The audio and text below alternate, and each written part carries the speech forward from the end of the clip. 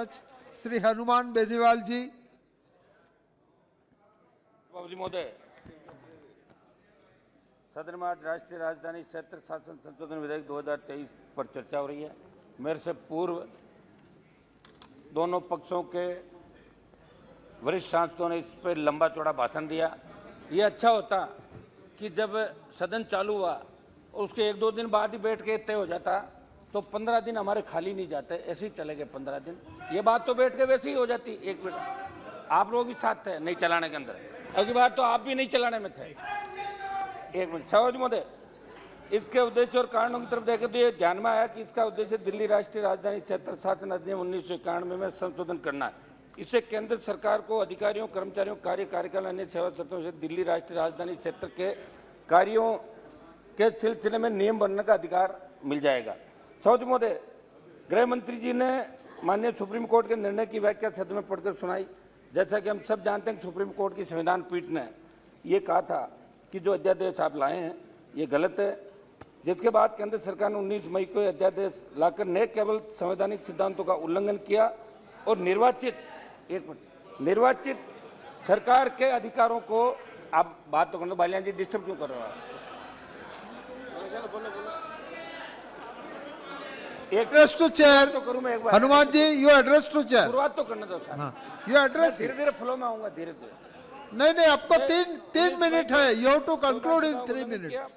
और निर्वाचित सरकार के अधिकारों को हड़पने की कोशिश की, बल्कि सुप्रीम कोर्ट की संविधान पीठ के फैसले को, प्रभाव को भी खत्म किया। और इससे साफ हो गया कि एनडीए की सरकार संविधान, लोकतंत्र, संघीय ढांचे सुप्रीम कोर्ट को नहीं मानती है।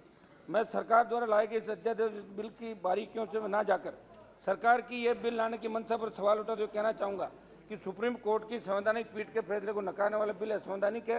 अनुच्छेद 239(2) में साफ साफ कहा गया कि दिल्ली में एक विधानसभा होगी, जबकि अन्य केंद्र शासित प्रदेशों में, आपके कई सांसद ये दे रहे थे कि दिल्ली केंद्र शासित प्रदेश है, लेकिन इसके अंदर आप पढ़ें कि दिल्ली में एक विधानसभा होगी, जबकि अन्य केंद्र शासित प्रदेशों में विधानसभा हो भी सकती है और नहीं भी।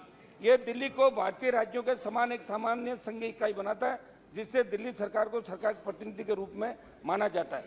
सौदी महोदय, हमारा तो इसके अंदर गृह मंत्री जी यहाँ बैठे हैं, मैं इनसे आग्रह करूंगा कि ये जितनी भी छोटी पार्टियां इस देश के अंदर है, जो आपके एनडीए के एलआई के अंदर भी थी, आप इन छोटी पार्टियों से नहीं डरें। गृह मंत्री जी, ये कहीं न कहीं आपको हमेशा मदद करती रही, पहले भी हर जगह मदद करती रही है, इनसे कुछ भी नहीं होगा।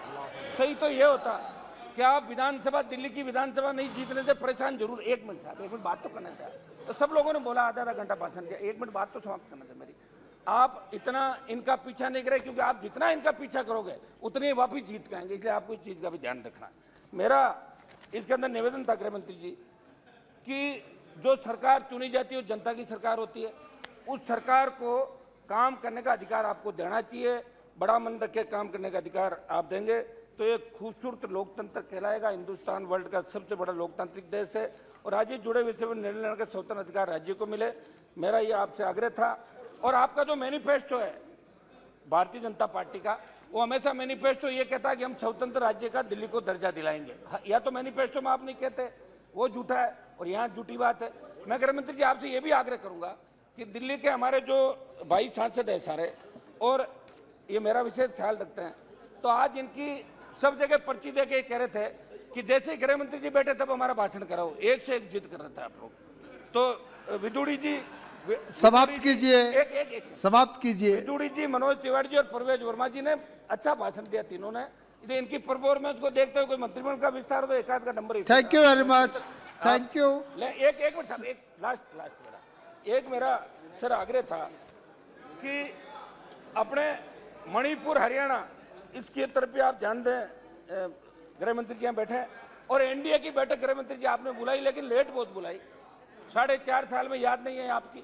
और अब की बार तो ऐसे दलों को बुला ले जिनका एक भी एमपी नहीं है। लंबी सूची पढ़ के सुना दी कि एनडीए के अंदर इतने साथी, क्या करोगे इनको बिना। बहुत बहुत धन्यवाद।